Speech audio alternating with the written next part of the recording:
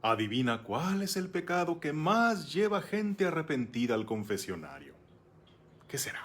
¿El adulterio? No. ¿O robar? ¿O mentir? El motivo que hace que más gente vaya a confesarse llena de sentimiento de culpa es decir, soy bien corajudo, bien corajuda. Me enojé, hice un coraje, discutí con mi marido, regañé a mi hijo, me sentí muy mal porque no me hacían caso y grité.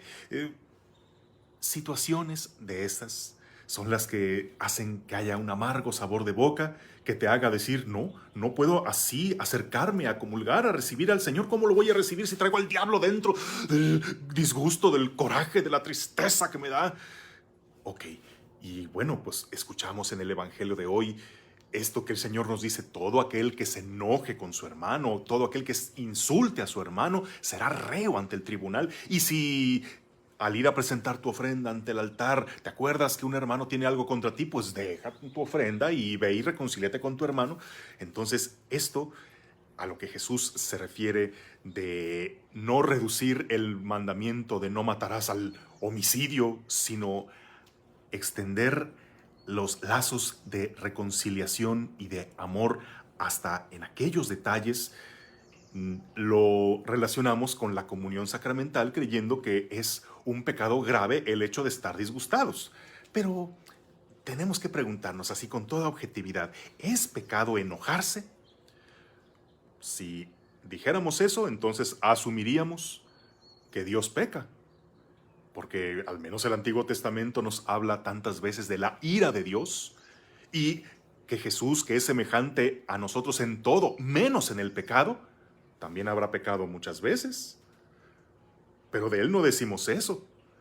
De Él decimos que Jesús era tan humano que así como lloraba ante la muerte de un amigo, así como se compadecía al ver el dolor ajeno, así como se alegraba, así como llegó a sentir hambre, como también llegó a sentir pavor y angustia, pues también se enojaba porque era humano.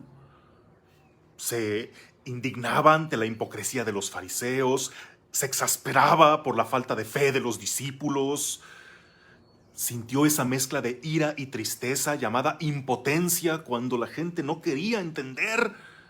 Y por supuesto conocemos aquel pasaje donde el Señor monta en cólera expulsando a los vendedores del templo de una forma un tanto violenta. Y por eso asumiríamos que el Señor Jesús pecó. Tenemos que entender que el enojo como tal es una reacción natural a algo que nos pasa. Es un sentimiento y los sentimientos no tienen valoración moral.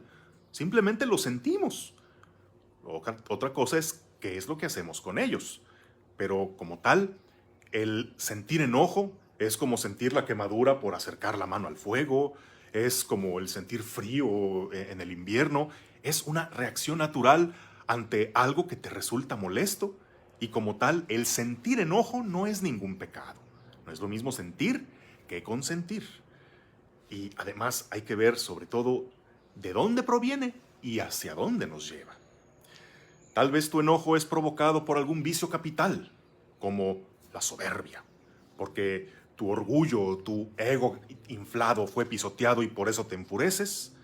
O quizá por la envidia de ver que a otro le va mejor que a ti, y eso te hace sentir mucho coraje y deseos que al otro le vaya mal. Entonces, ahí hay una motivación de fondo. O quizá por la pereza, porque te sacan de tu zona de confort, porque te piden que des algo de tu tiempo, de tu servicio, y eso te molesta demasiado. Bueno, entonces el pecado no sería como tal el enojo, sino aquello que lo provoca. El enojo vendría a ser como el humo que es provocado por el fuego. Es el fuego lo que hay que combatir, no el humo. O puede que no sea provocado por algún pecado, sino por alguna situación que estás viviendo que te provoca que estés irritable. Puede que no estás descansando bien, o no estás alimentándote lo suficiente, o estás cargando con demasiado estrés, que tienes alguna situación no resuelta, quizá desde la infancia, que te hace estar irritable, sensible. Entonces no buscas quién te la hizo, sino quién te la pague. Y recalas con todo mundo y en lugar de corregir, te desquitas con los demás. En ese caso, no se trata de que cometas un pecado ni que debes dejar de acercarte a la comunión. Más bien, acércate aún más a Dios y pide ayuda espiritual, incluso terapéutica, para resolver esa situación. Y lo importante es que el enojo, ¿qué te lleva a hacer? La palabra de Dios en la carta a los Efesios capítulo 4 nos señala San Pablo: si se enojan, no lleguen a pecar, que la puesta del sol no los sorprenda en su enojo, no dejen lugar al diablo. Con esto nos dice que sí, es válido enojarse y sería imposible que la vida fuera tan perfecta como para que no nos enojáramos de vez en cuando. Pero que todo eso no nos lleve al pecado, que no nos lleve el enojo a justificarnos para actuar desproporcionadamente a la falta que nos hizo enojar. De modo que insultamos, humillamos, ofendemos, herimos, juzgamos temerariamente. Entonces ahí es donde debemos pedir el auxilio divino para ejercitar la virtud de la templanza, que es no la que me hace tan paciente que nunca me enojo, soy tetrapo, soy insensible, no me pasa nada y siempre con mi sonrisita, no. Sino aunque esté enojado, enfurecido, sé poner un freno a mis impulsos.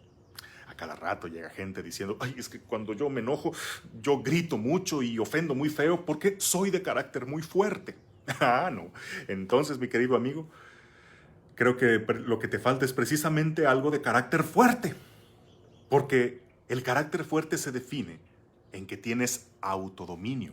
La templanza se traduce como dominio de tus impulsos, que aunque quisieras hacerlo y tú tienes la fuerza para hacerlo, no lo haces. Sabes contar hasta 10, sabes medir tus palabras, sabes usar solo la fuerza necesaria, sabes únicamente desquitarte con la persona por el problema en cuestión y el tiempo necesario para atacar aquella falta que se hizo. Y si hay que corregir, hay que hacerlo, y con firmeza, pero no desproporcionadamente, ni motivados por el coraje, ni desquitándonos con quien no tiene la culpa. Bueno, entonces, ¿qué? Cuando alguien hizo un disgusto, sobre todo motivado por el amor, ¿cómo no te vas a sentir enojado y triste cuando tus seres queridos no quieren entender, cuando están haciéndose daño y tú les tratas de hacer ver y no entienden? Bueno, ¿crees que eso será una falta ante Dios por la cual no deberías acercarte a la comunión? Yo diría que con mayor razón te acerques, no viendo la Sagrada Comunión como un premio de que tu vida sea perfecta, sino más bien sabiendo que la comunión no es premio, sino el alimento que Él ha querido dar a aquellos que se sienten necesitados de Él. Con mayor razón acércate, y que sanando tu corazón, ahora sí eso mismo te impulse a ir y reconciliarte con tu hermano. Que tengas un bendecido día en el nombre del Padre, del Hijo y del Espíritu Santo.